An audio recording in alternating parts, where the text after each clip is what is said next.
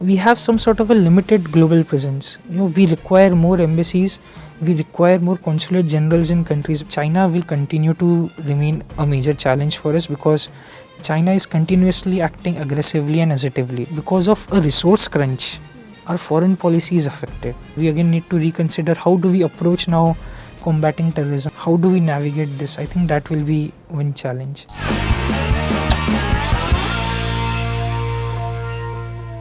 What diplomatic master strokes India needs to kind of act upon and play in the times ahead, when it comes to this new government since it has come?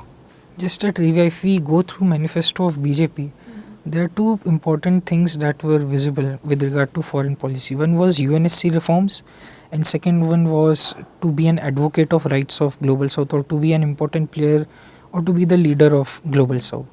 I think these two things we need to keep monitoring, because even in past 10 years, India has advocated and aggressively advocated UNSC reforms. We are very much vocal about limitations of United Nations as an organization. We are not saying that we need an alternative of UN.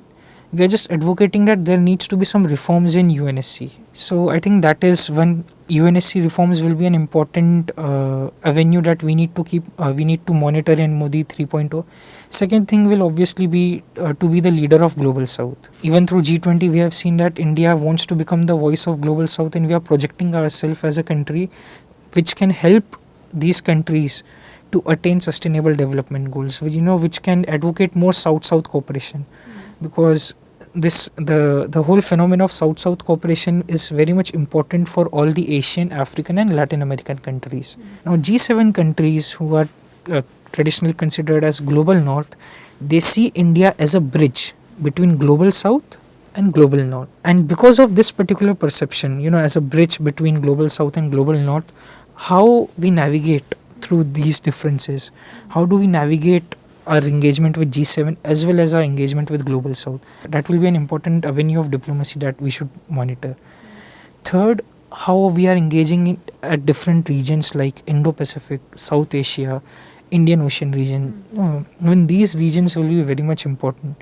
In fact, if you see in past few months, India has developed a policy towards Arctic. India has developed a playbook towards mitigating climate risks. Right, so there are different regions, there are different avenues where we have seen that India will be taking active role. Even in, for example, even in Mediterranean. Recently, when we saw that there were some Somali pirates who were capturing commercial vessels, Indian Navy was at forefront to ensure that there is security and stability there. Taking that as an example, even in upcoming months, or even in from 2024 up to 29, we should keep monitoring these particular events, because being a net security provider in Indian Ocean region will also be an important avenue of our policy and diplomacy. Well, surely a lot of opportunities ahead for India to become the leader of the Global South. Besides the opportunities, what are the prime challenges that India should be wary of in the coming times? One is obviously the ongoing complexities and uncertainties of global politics.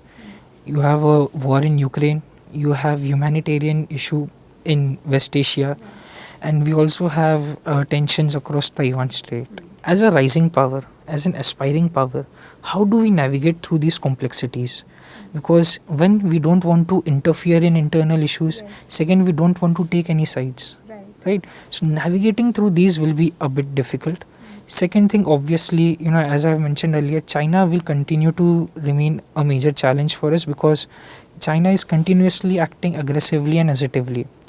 But recently in an article I read that EAM, that is External Affairs Minister S. Jaishankar, they had mentioned that they are willing to solve the boundary dispute, or they are willing to engage with China in a manner wherein we can resolve this boundary dispute.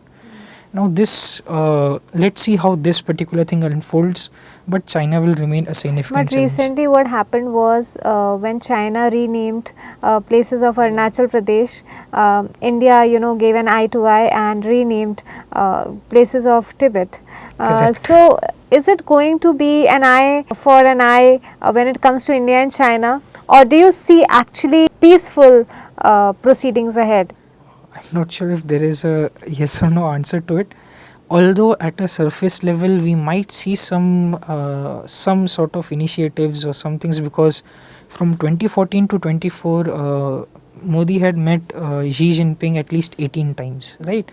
So at surface level, we might see such things, but at the end of the day, the nature of China's behavior in Indo-Pacific, Unpredictable. it is unpredictable, correct?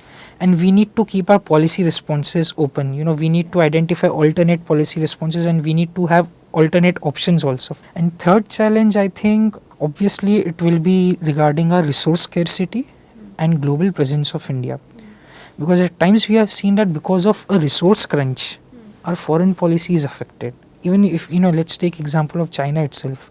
China has a huge capital backing, because of which it is implementing the Belt and Road Initiative. We don't have that economic capital to provide loans to these countries at the level that China is doing. Right, entire Africa. Correct. Not only Africa, even in Sri Lanka, Bangladesh, Gwadar port in China, Hambantota port in Sri Lanka. So somewhere we see that there is some sort of resource scarcity, and because of this resource scarcity, even our global footprint is being discussed, not compromised, but we have some sort of a limited global presence. We require more embassies, we require more consulate generals in countries, because if we try to compare the number of embassies or consulate that India has or that China has, we see that China has a bit more number of consulates or embassies. And there has been an argument that in order to be a rising power or let's say in order to be a major power in global politics, we need to have more global footprint. Even when we are talking about resource scarcity, we have seen that through Chabahar port, we can somewhere counter our resource challenge. Next, terrorism obviously will remain a very major issue. And, and all of this is happening after abolition of Article 370. Right. So somewhere I think we again need to revisit our playbook towards combating terrorism.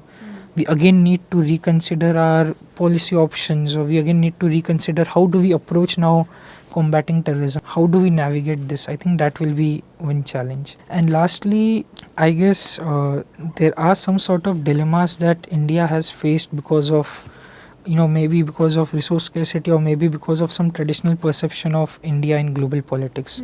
To overcome those dilemmas or to overcome those traditional perceptions, I guess even that could be a small challenge that we would be facing in this particular tenure. Thank you so much, Vasu. Thank you so much for such an insightful and brilliant session. And you wonderful people, for more such interesting videos, stay tuned to Midday. Subscribe to Midday India.